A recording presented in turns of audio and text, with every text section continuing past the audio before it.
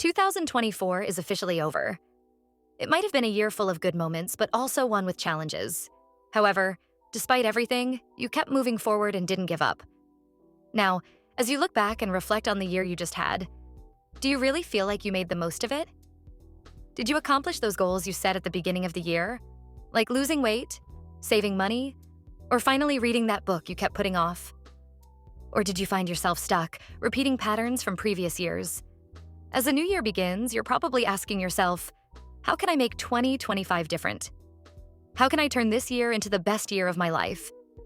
Well, in this video, we're going to talk about changes you can start implementing right now to organize your goals and stop reaching the end of the year with a frown, feeling like you didn't accomplish anything. This year will be different. You'll finish 2025 with a smile on your face, proud of what you achieved, and you'll be looking back at a version of yourself that not only met their goals, but also became the best version of themselves. This video is going to feel a bit different from the others. I designed it more like a podcast than a traditional video. So, if you want, you can let it play in the background while doing other things, or simply relax with a cup of coffee or matcha and listen.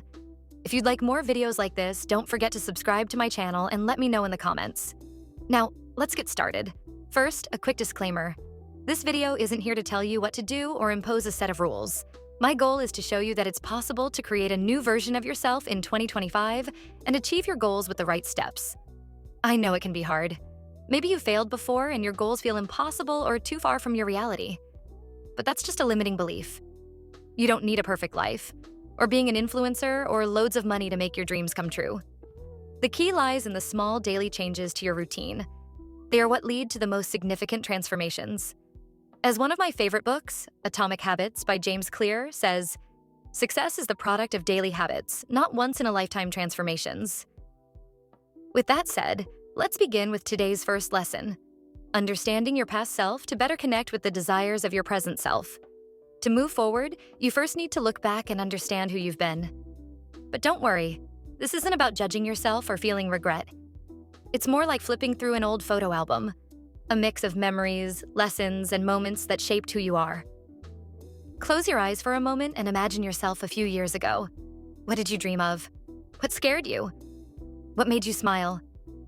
Maybe that version of you dreamed of big adventures, like traveling solo, or smaller ones, like learning to dance. Perhaps they faced insecurities, like feeling inadequate at school or in a relationship. To connect with that part of yourself, grab a journal or your phone and answer these questions I'll share with you. If you'd rather do this later or look for more prompts, try searching online for questions to ask your past self, and you'll find plenty of examples.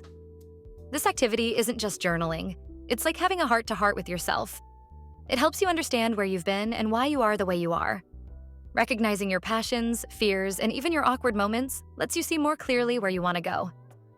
Once you've looked back, it's time to look forward. Let's talk about desires, not fleeting whims like scrolling on social media, partying every weekend, or getting lost in temporary distractions. I'm talking about those deep desires that truly move you. Do you know what they are? Think about things like traveling the world, finding a dream job that excites you every day, receiving recognition for your hard work, or even living in your own apartment in France with a giant wardrobe. Living your best, Emily in Paris life. These desires aren't just wishes. They're the driving force behind your growth. They're the spark that inspires you to get up every morning and keep going, even when times get tough. Because if there's one truth, it's this. Deep desires are the map to your dreams. So here's a small exercise for you. Take a moment, find a quiet spot, relax with tea or coffee, and reflect on what truly inspires you. Once you've identified these desires, you'll notice something powerful. Not all goals carry the same weight, and that's okay. The important thing is to focus on what truly matters to you and fills your heart. Understanding who we are and having clarity about our desires helps us focus on the goals that will unlock our highest potential. After setting clear goals, you need a way to organize them. The next lesson is about structuring your objectives every 3 months. When we set New Year's resolutions, like losing weight, we often don't start because we feel like we have the whole year to achieve them. Then, by December, we realize we haven't accomplished any of our goals. That's why the best way to reach a better version of yourself and make this year different is to focus on one major goal every 3 months. Here's what I do. Every 3 months, I set one important goal. It could be starting a job, saving money, or reading a certain number of books, whatever you want. Then I break it down into daily habits that will help me achieve that goal. For instance, if your goal is to lose weight, some habits might include eating healthier, exercising, or drinking more water. This method works because it leverages urgency. Urgency helps us achieve our goals by shifting us out of the "I'll do it later" mindset. When we feel like we have all the time in the world, it's easy to procrastinate or delay taking meaningful actions. Urgency forces us to focus and act now, instead of leaving things for tomorrow, that place where so many dreams get stuck. Think about it. When you have a deadline, like a test or a work project, even if you're exhausted or stuck, you somehow find the energy to push through. That's because urgency sharpens your attention and prioritizes what truly matters, cutting out distractions.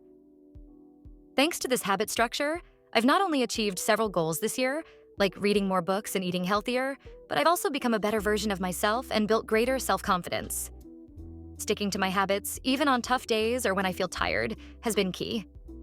Because in the end, when you finally achieve your goals, there's no greater satisfaction or happiness than knowing you pushed through your own limits and worked for what truly matters.